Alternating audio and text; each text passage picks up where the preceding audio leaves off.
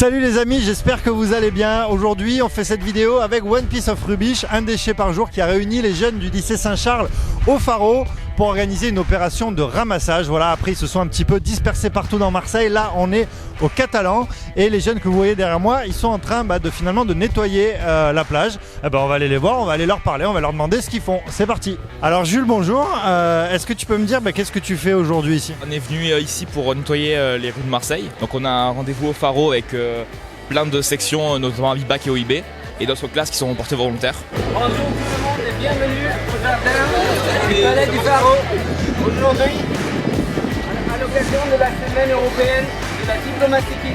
Alors c'est des sacs de couleurs pour les trier les déchets. En fait, il y en a un pour les mégots de cigarettes, un pour les plastiques, un pour les déchets normaux et un vert normalement pour les déchets naturels, les bouts de bois, tout ça.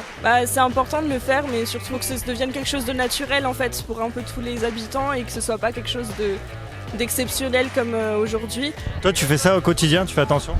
J'essaye de, quand je vois un bout de papier par terre ou une bouteille ou quoi, j'essaie de la ramasser pour la jeter à la poubelle après. La Méditerranée, notre mer, c'est la mer la plus polluée du monde. Barrière humaine entre les déchets et la nature pour un futur plus propre.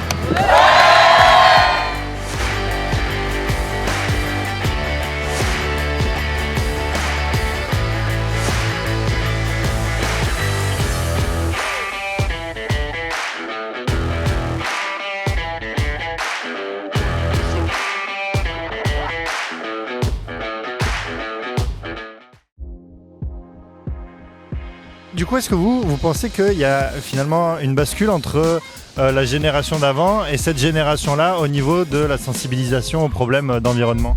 Je l'espère bien. Dans mon pays, c'est comme ça. Moi, je viens d'Allemagne. Et du coup, en France, il y a du retard. C'est pour ça qu'on fait cette journée d'action avec nos classes internationales aussi. C'est choquant pour une Allemande, l'état de la France, en fait? Non, c'est pas choquant.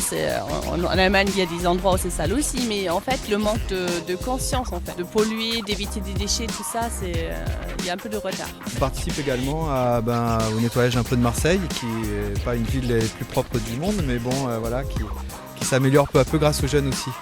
C'est important de faire ça? Vous pensez que ce genre d'opération, ça a un réel impact? On n'est pas toujours conscient de notre manière de polluer, très simplement, avec les mégots, avec des canettes, avec notre mode de consommation. Et petit à petit, je pense que justement les jeunes, s'ils s'en rendent compte, ça va peut-être s'améliorer doucement, mais c'est par une prise de conscience individuelle, je pense. Est-ce que vous pouvez me dire, les filles, qu'est-ce que vous avez déjà ramassé là pour le moment? Moi j'ai ramassé des mégots, Et toi? mousse, elle a ramassé du plastique. Toi, avec la poubelle jaune, tu ramasses le plastique, c'est ça? Oui. Et à votre avis, est-ce que vous allez réussir à remplir cette poubelle? Il y a beaucoup de déchets quand même, donc peut-être oui. Des déchets alors qu'elle a été nettoyée hier. Moi je suis censé ramasser le verre, sauf que je trouve pas de verre, alors du coup je ramasse et je mets dans le sac de des personnes avec qui je suis dans mon groupe. D'accord, donc tu connais les codes quoi. Le plastique c'est le sac? Je crois que c'était le sac jaune. Ouais. Ça va, tu t'es pas trompé. Le but en fait c'est de sensibiliser les élèves et de leur faire prendre conscience de ce vrai problème qu'est le plastique. La mer Méditerranée, c'est la mer la plus polluée au monde. C'est plus de 600 000 kilos qui sont jetés chaque jour dans la mer Méditerranée. Donc ça c'est juste une opération coup de poing entre guillemets pour essayer de nettoyer et d'inciter les gens à ne plus jeter. Philippe, bonjour. Est-ce que tu peux m'expliquer ce que tu faisais là avec ta pince? J'essayais de chercher des morceaux de verre qui étaient coincés sous les rochers. Ouais, en fait, je suis en train de me dire c'est une galère parce que on voit pas, mais là sous les rochers, en fait, c'est tout crado. Ouais, c'est ça. Ouais. Il y a plein de choses et on peut pas les prendre. Puis comme quand je me balade dans la rue, par exemple, si je vois par exemple du papier ou un emballage et que je vois une poubelle, je le jette dans la poubelle. Parce que peut-être que la génération d'avant était moins consciente des problèmes d'environnement. Ouais, peut-être parce qu'ils le voyaient pas directement que justement tous ces déchets s'accumulent et forcément, vu que maintenant ça traîne sur les médias et on le voit de plus en plus. Ils savent que eux, c'est pas un futur éventuel, c'est une réalité. Ça va être toute leur vie d'adulte en fait. Le réchauffement climatique, on en parle depuis maintenant presque 50 ans. Depuis 50 ans, on dit ça arrive. Maintenant, c'est là. C'est là et donc le problème plastique, c'est juste un des problèmes. Mais ils sont bien évidemment ils se sentent ultra concernés et donc c'est pour ça qu'ils sont tous plus que volontaires pour participer sur ce genre d'action.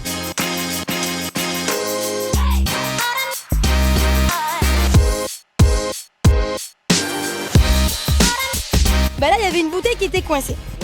Je m'y suis fait à l'idée qu'elle restera coincée, hélas.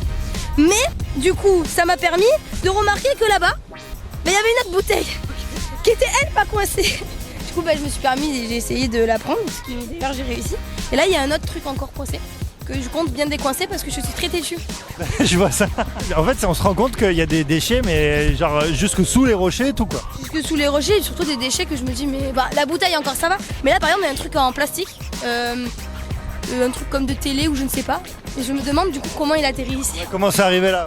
Et pourquoi les gens aussi se permettent de faire des trucs comme ça. Donc la plupart des gens qui font ça, après se permettent de dire que la planète est en train de se dégrader. C'est plutôt drôle ça, non? Je pense qu'ils vont ramasser beaucoup.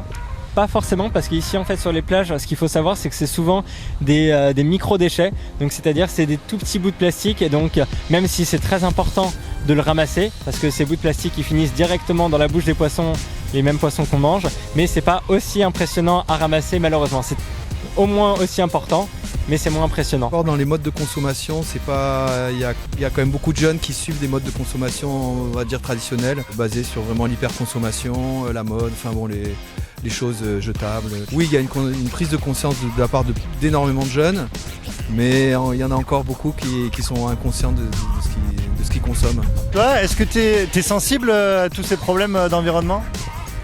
Oui. Après, je dis pas, je suis pas la meilleure là-dessus, j'ai fait plein d'erreurs, même moi, il y a des moments où je pense pas, je jette un truc. Mais déjà, depuis que je suis à mon lycée, celui-là, ils sont tellement sur l'environnement, tout ça, que ça remet beaucoup en question, plus. Et je trouve que c'est dommage qu'il n'y a pas beaucoup de lycées qui font ça. J'étais dans un ancien lycée et eux, par contre, c'était pas trop là-dedans. Et je trouve ça dommage. J'essaie de ramasser des déchets. Des fois, quand je vois avec une pote que je vois tout le mercredi, on essaie. Et puis pendant l'été, j'ai beaucoup ramassé de mégots de cigarettes aussi. Et au quotidien, j'essaie de manger bio ou d'utiliser moins d'eau ou peut-être d'acheter des produits en vrac ou quoi parce que c'est plus écologique. J'essaye, je jette jamais mes trucs par terre aussi, je fais comme je peux quoi. Tu trouves ça intéressant de faire ce genre d'opération de ramassage? Oui, c'est sympa et en plus même on apprend des choses, comme vous l'avez dit pour les mégots et tout. Et pour le plastique, ça permet de responsabiliser, genre on y pensera forcément. Nous on se sent vraiment concernés. Je pense que les générations d'avant réalisent que maintenant en fait la gravité de la situation en fait. Bon Elliot, j'ai l'impression que tu donnes de ta personne là, non? Ouais, pour le coup, c'est le moins qu'on puisse dire. Qu'est-ce que t'es allé chercher là? Un seau que j'ai pas réussi à décoincer, donc je vais y retourner. Et du plastique, toujours, ça fait plein de canettes et j'ai fait de tout et n'importe quoi dans ce trou. Ah, t'as pas abdiqué encore, tu vas aller le chercher. Ah ouais, quand je commence un truc, faut aller jusqu'au bout quoi. Ouais, t'es sensible toi à tous ces problèmes d'environnement? Ah oui, très, je fais partie du collectif Youth for Climate Marseille, j'organise des manifestations pour le climat. Oui, il y a vraiment des efforts qu'ils ont fait, notamment au niveau de l'éducation, on a beaucoup de cours en SVT, en physique, qui traitent des questions environnementales, mais aussi on peut le voir, les jeunes aujourd'hui ils sont bien plus sensibilisés. On peut penser là aux élections européennes qui ont lieu il y a quelques temps. On n'attendait pas l'écologie, que les Verts soient aussi représentés. Et c'est parce que les jeunes sont mobilisés. Donc ça prouve vraiment qu'il y a une sensibilisation qui est faite. C'est bien, mais c'est pas encore suffisant. Il faut vraiment y aller, toucher surtout les gouvernements et toucher tout le monde.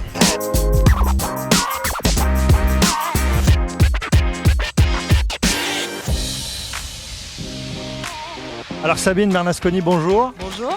Est-ce que vous pouvez me dire qu'est-ce que vous faites là aujourd'hui?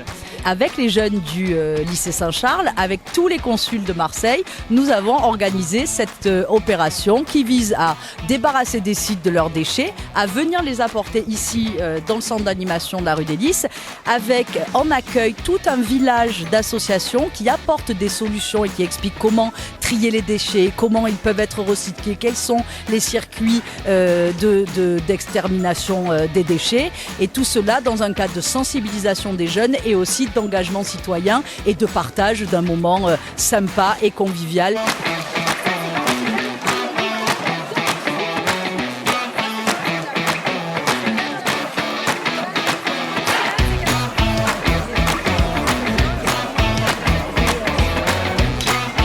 On accueille les lycéens et les collégiens qui ont ramassé donc, des déchets dans les rues et on aiguille le bon geste de tri.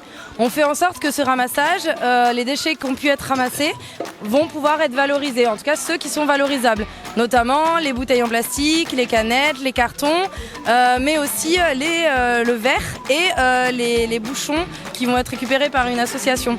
Donc là, on essaye de sensibiliser ces jeunes aux bons gestes de tri et qu'est-ce qui est recyclable et qu'est-ce qui n'est pas recyclable. Notamment, par exemple, les Capri Sun, parce que c'est ce qu'on voit beaucoup dans les poubelles. Les jeunes pensent que c'est recyclable, alors que non, c'est pas du tout recyclable, c'est même un fléau. Et donc, voilà, on les enlève des poubelles jaunes qui viennent de nous ramener et on les met dans la poubelle noire d'ordures ménagères classiques, ce qui va être ensuite emmené à Fos-sur-Mer pour être incinéré. Bon, bouteille, ça va facile, c'est plastique, donc c'est poubelle jaune. Les gobelets, par exemple. Alors les gobelets, si c'est du gobelet en carton, c'est recyclable. Si c'est du gobelet biodégradable, ce n'est pas recyclable, donc c'est biodégradable. Si on a un compost, tant mieux. Sinon, ça va dans les ordures ménagères. Et le gobelet en plastique, non, au grand jamais, il n'est pas recyclable. Ok, les pailles, par exemple. Non plus, ça c'est un fléau, ça tue les tortues. On les oublie, on choisit la paille en inox. Ok, les boîtes de conserve, ça. Ça c'est très bien, les boîtes de conserve, ça se recycle. Et en plus, ça se revalorise bien l'aluminium, donc c'est très bien. Ok, est-ce qu'il y a d'autres déchets comme ça dont on ne sait pas trop où les mettre? Alors les pots de yaourt, ça c'est toujours un petit suspense, mais non, ce n'est pas recyclable. En tout cas, pas à Marseille et pas avant que l'extension de tri soit actée dans la ville. Ça arrivera en 2022. Et du coup, Aremax, je vois trieur public. C'est ça. En fait, on est une association qui travaillons beaucoup sur les festivals de musique, mais aussi les événements sportifs pour accompagner les festivaliers et notamment aussi les organisateurs dans la collecte sélective. Faire en sorte que le tri sélectif soit fait sur les festivals de musique, par exemple. Et le prochain en date, par exemple, c'est la Fiesta des Suds à Marseille.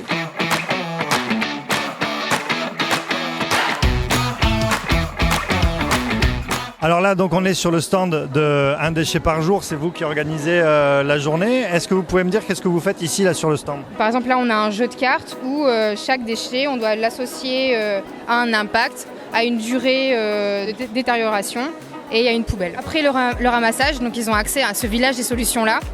Et c'est là ils peuvent se dire, il y a des déchets dehors, et qu'est-ce que je peux faire avec ces déchets-là et qu'est-ce qu'il y a comme solution, comme entreprise et association. Plastic Odyssée, notre projet c'est de faire un tour du monde pour sensibiliser et lutter contre la pollution plastique. Les déchets plastiques que souvent on met à la poubelle puis on se dit c'est terminé, ils se dégradent en microparticules et en petits morceaux de plastique comme ça qui vont se retrouver partout dans la nature. On peut difficilement le ramasser dans la nature, les animaux ils le confondent avec de la nourriture, ils le mangent et quand les animaux le mangent pas, ça finit dans l'océan. Il y a 99% qui coulent au fond de l'eau, 1% qui flotte et donc ça devient irrécupérable. Et ce qu'on appelle le 7e continent de plastique, en réalité ça ressemble à ça, c'est-à-dire des étendues d'eau dans lesquelles on ne voit plus le plastique, dans lesquelles c'est impossible à repêcher. Donc nous ce qu'on montre ici, c'est des solutions pour faire en sorte que le plastique n'arrive pas dans l'océan et pour le transformer en des choses qui sont utiles et des ressources. Des petits sacs plastiques, on peut tisser des objets comme ça, on peut en faire des super objets comme ça, donc on peut le mouler en à peu près tout et n'importe quoi. Nous ce qu'on va faire c'est d'aller dans les pays qui sont les plus touchés par la pollution, Afrique, Amérique du Sud, Asie du Sud-Est, qui sont des pays qui fonctionnent beaucoup avec des groupes électrogènes. Donc de dire qu'à partir de déchets plastiques, tu peux illuminer une maison, tu peux faire tourner un groupe électrogène ou faire avancer le bateau d'un pêcheur, c'est déjà une bonne solution. Alors par exemple, je suis marseillais et j'ai créé en février une campagne concernant Capri Sun. Et en gros, Capri Sun pollue la planète, est détenu par Coca-Cola. Et l'idée de cette campagne, donc Capri Sun et le péril plastique, c'est de faire en sorte, avec le nombre, de faire changer les pratiques au niveau mondial. On est là pour présenter aux lycéens toutes les alternatives à notre consommation actuelle et donc à tendre vers le zéro déchet, le zéro gaspillage. Ok, alors là, par exemple, moi je vois des objets là, tout ça c'est quoi là par exemple? Ça c'est mon goûter, donc ça c'est une autre histoire.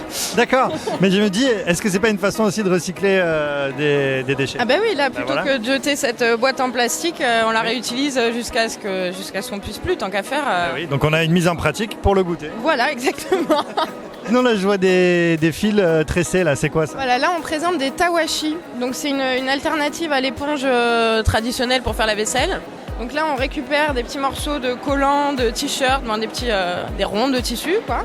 Et donc on les tisse sur ces petits machins en bois pour en faire une petite éponge après qu'on n'a plus qu'à laver dans la machine à laver. Pour l'instant, ce qu'on fait, c'est qu'on a des produits qui sont référencés dans notre appli parce que ce sont les producteurs qui référencent eux-mêmes.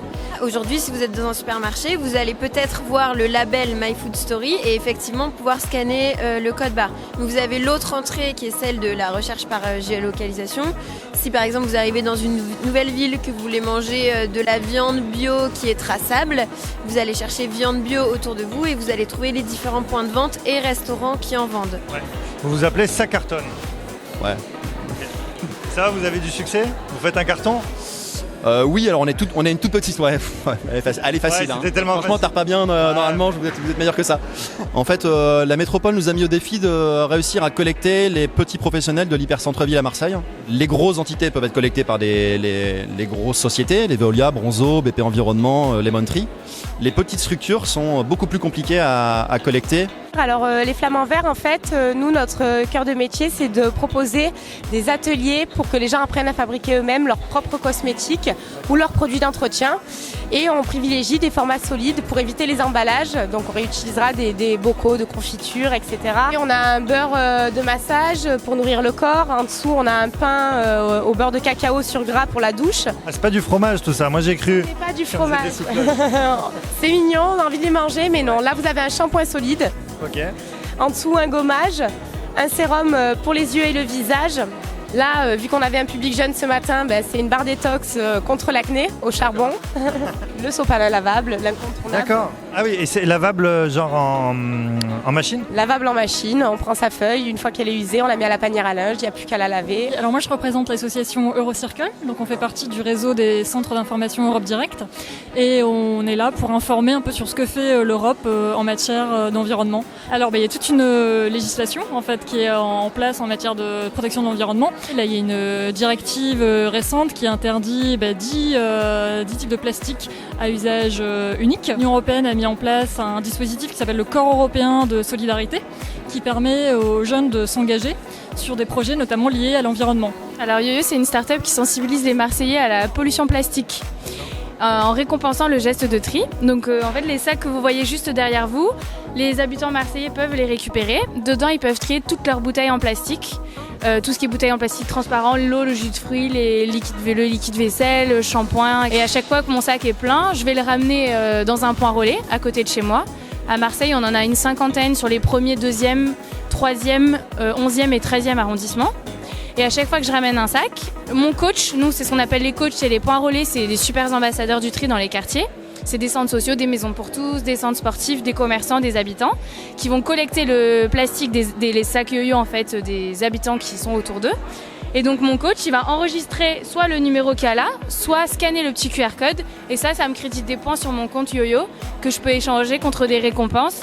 Comme par exemple, aujourd'hui on fait gagner une gourde pour réduire sa consommation de plastique, mais c'est aussi des places de cinéma, des places de théâtre, des matchs de foot, voilà, tout ce qui est accès culture, sport, loisirs, sorties, consommation éco-responsable. France Nature Environnement, c'est une association qui regroupe des associations. C'est une association nationale qui a des représentations régionales. Et nous ici, aujourd'hui, on représente France Nature Environnement Bouches-du-Rhône.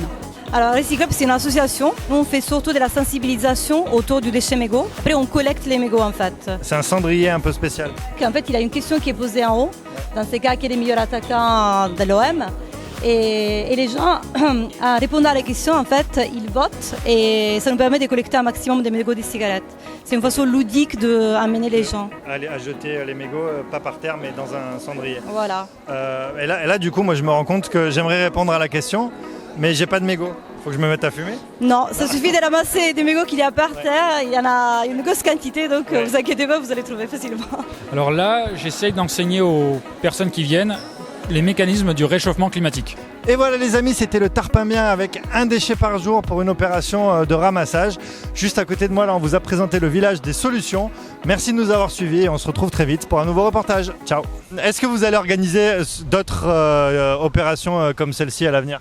Des ramassages, on organise en permanence. Donc là, le prochain en date, c'est le 19 octobre, ramassage du Vieux-Port. Souvent, on nous demande comment je peux faire à mon échelle pour faire changer. Il faut s'impliquer, il faut s'engager. Déjà parce que ça fait une différence. Malgré tout, si tout le monde ramasse un déchet par jour, ça fait 6 milliards de déchets en moins sur Terre. Et surtout, les gens le voient. Là, tous les passants, tous les gens qui ont l'habitude de venir à la plage des Catalans, ils voient ces jeunes qui sont en train de nettoyer. Et ça fait changer les mentalités, ça va faire changer les pouvoirs publics. Les pouvoirs publics, si on veut les faire changer, il faut qu'ils voient que c'est un enjeu.